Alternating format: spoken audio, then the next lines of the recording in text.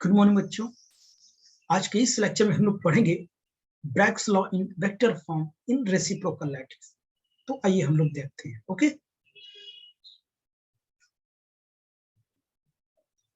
तो देखना बच्चों, हम लोग देखने वाले हैं Bragg's law in vector form in reciprocal lattice.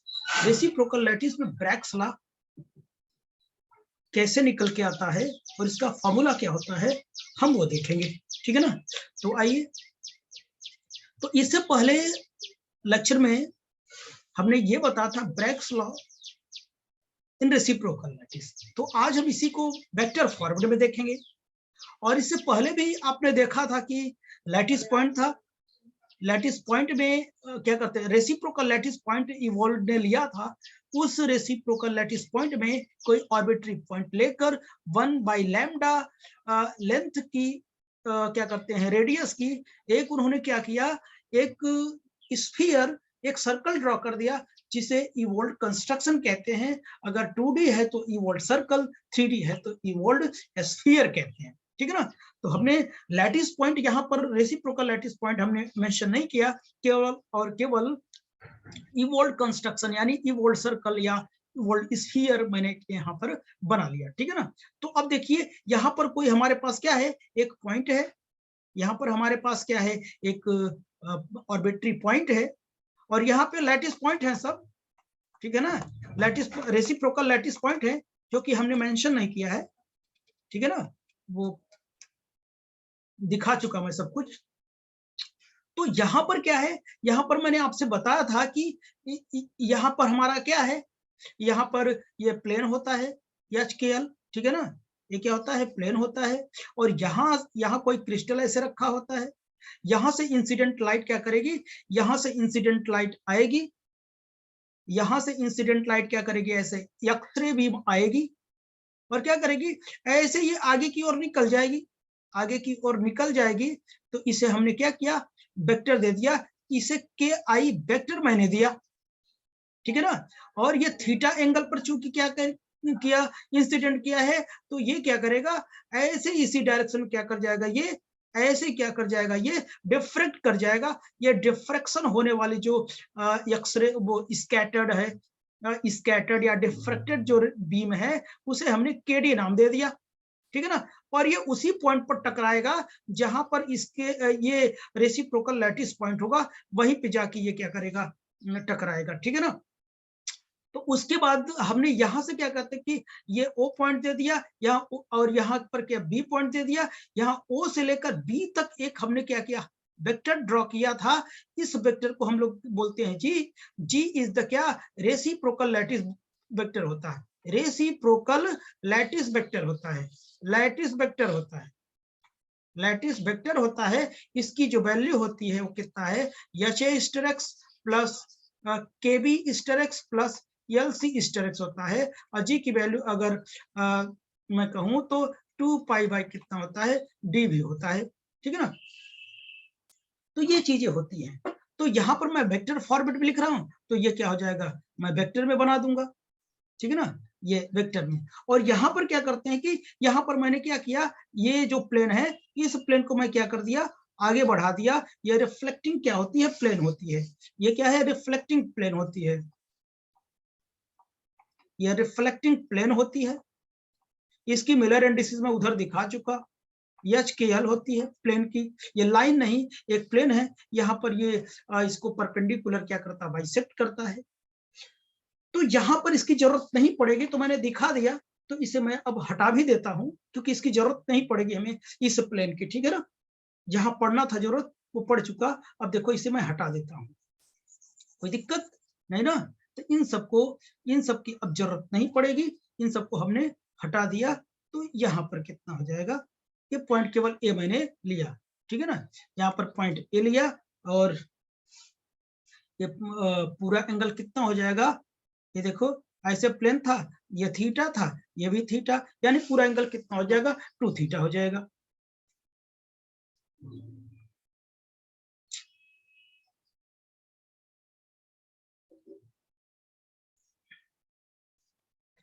तो ये फिगर दिख रहा है बच्चों, अभी थोड़ा मिट गया था तो मैं बनाने लगा। तो यहां से अब देखना, इधर ये सारी वैल्यूज हमको मिल चुकी हैं, ठीक है ना। ये भी रहेगा। अच्छा, यहां से देखिए, यहां पर देखिए केडी मैंने बताया था के आई बराबर कितना है, 2 पाई बाई लैम्डा होता है ना। तो ये वैल्यू तो अब यूज इसमें करूंगा, ठीक है ना। तो अब देखना, according to triangle law of vector addition, according to triangle law of vector addition, according to triangle law of vector addition,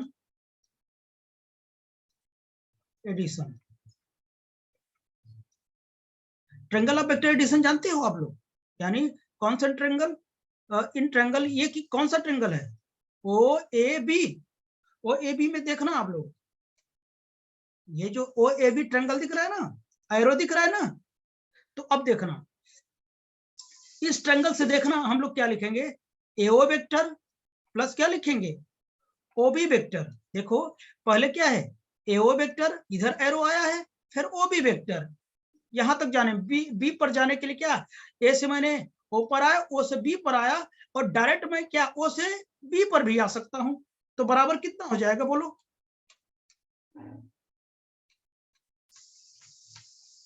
बराबर कितना हो जाएगा, ए बी वेक्टर हो जाएगा। इतनी बात समझ में आई। अच्छा, अब आगे देखना, अब देखो एओ कितना है, एओ कितना है बोलो, ये कितना है, एओ के आई वेक्टर है, ठीक है ना। और प्लस बताओ ओबी कितना है, जी वेक्टर है, ए भी कितना है, के डी वेक्टर है। इतनी बात है ना। अब इसको मैं क्या करूंगा, squaring on both side, squaring on both side करूंगा। देखना, स्क्वायरिंग ऑन बोथ साइड, दोनों साइड में मैं क्या करूंगा, स्क्वायर कर दूंगा। जब मैंने दोनों साइड में स्क्वायर किया तो बना क्या बोलो, ये देखो, ये के i vector plus g vector का इधर का होल स्क्वायर कर दूंगा, इधर के डी का स्क्वायर कर दूंगा। एक मिनट, तो बताइए बच्चों, इसका मैंने स्क्वायर कर दिया, चलो इसको खोलता हूं। ए प्लस बी का होल स्क्वायर पता है ना आपको, के आई का स्क्वायर प्लस जी वेक्टर का स्क्वायर प्लस 2 हो जाएगा के आई डॉट के डी वेक्टर बराबर कितना हो जाएगा, के डी नहीं,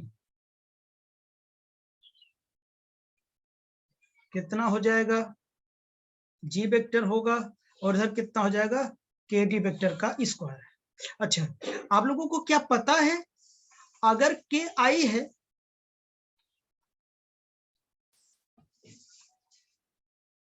आपको क्या पता है, अगर हमारा क्या है, के आई वेक्टर का स्क्वायर है, तो के आई स्क्वायर लिख सकता हूं वेक्टर हटा के, और के डी वेक्टर का स्क्वायर है तो क्या केवल के डी स्क्वायर लिख सकता हूं।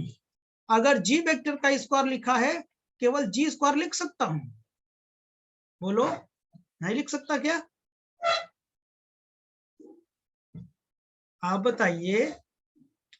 अगर मैं क्या क्या कहूं, वेक्टर के डॉट वेक्टर के, तो क्या लिखूंगा, मॉड ऑफ के, मॉड ऑफ के, मॉड ऑफ के वेक्टर, और क्या हो जाएगा, दोनों सेम है तो एंगल 0 होगा, इसकी वैल्यू 1 हो जाएगी, और के इंटू के, इधर के वेक्टर स्क्वायर, और इधर कितना हो जाएगा, इधर के स्क्वायर, इधर वेक्टर पर, इधर बिना वेक्टर के, पता है ना, ये 11th में पढ़ते हैं आप लोग।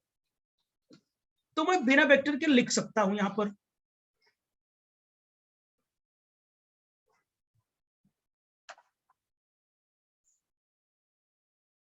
ठीक है ना। अगर नहीं भी लिखते हैं तो कोई दिक्कत नहीं, ठीक, इतना तो जानते हैं। अगर नहीं भी लिखते हैं तो कोई दिक्कत नहीं, हम ऐसे रहने देते हैं, चलो। अच्छा, लेकिन एक खास बात बतानी थी कि यहाँ पर मैंने एक चीज लिखा था, यहाँ लिखा था कितना, के आई मॉड ऑफ बराबर के डी मॉड ऑफ बराबर 2 पाई बाई कितना लैम्डा, ये इतना था ना, इतना, ये दोनों बराबर। तो बताइए इसकी जगह मैं केडी रख सकता हूं, केडी वेक्टर का स्क्वायर प्लस जी वेक्टर का स्क्वायर प्लस कितना 2ki डॉट जी वेक्टर बराबर केडी स्क्वायर। बोलो ये दोनों तो कट जाएंगे ना, जब कट जाएंगे तो आएगा कितना, बोलो ये आएगा g vector square plus 2ki dot g dot आएगा बराबर कितना आएगा,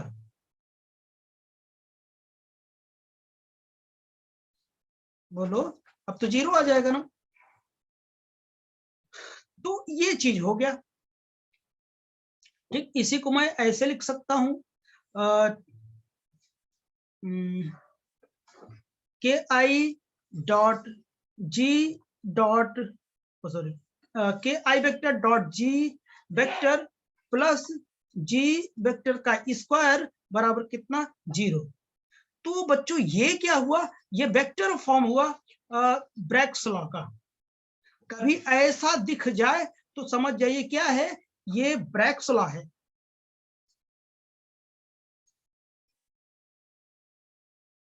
ये क्या है, ब्रैग्स लॉ है। This is Bragg's law, this is Bragg's law in vector form, Bragg's law in vector form. Vector form में ब्रैग्स लॉ है, ठीक है ना, किसमें, इन रेसिप्रोकल लैटिस। अगर कभी ऐसा क्या करते हैं कि फार्मूला दिख जाए, समझ जाइए कि ये क्या है, ब्रैग्स लॉ है। समझ गए मेरी बात। तो जब आप कॉम्पिटिटिव एग्जाम देने जाएंगे तो क्या करते हैं, ऐसे क्वेश्चन आपको मिल जाएंगे, ठीक बच्चों। तो आई होप कि ये भी टॉपिक आपको समझ में आया होगा। अब हम लोग बात करेंगे नेक्स्ट लेक्चर में ब्रिलियंट जोन्स की बात करेंगे, ओके। तो चलिए हम नेक्स्ट लेक्चर के लिए चलते हैं।